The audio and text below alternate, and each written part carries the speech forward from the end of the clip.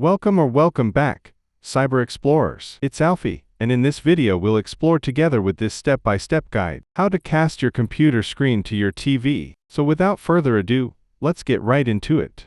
Casting your computer screen to your TV can be done in several ways, depending on your setup and whether you prefer a wired or wireless connection. Here's how. Option 1. Using Chromecast or a smart TV with cast support. Make sure your computer and TV are on the same internet network. Open Google Chrome or Microsoft Edge on your computer. Click the three-dot menu in the top corner. In Chrome, select Cast. Choose your TV or Chromecast. In Edge, select More Tools, then Cast Media to Device. Choose your TV or Chromecast. Select Sources, and instead of casting a specific tab, select Cast Desktop to mirror your entire screen. Your full computer screen should now appear on your TV. Option 2.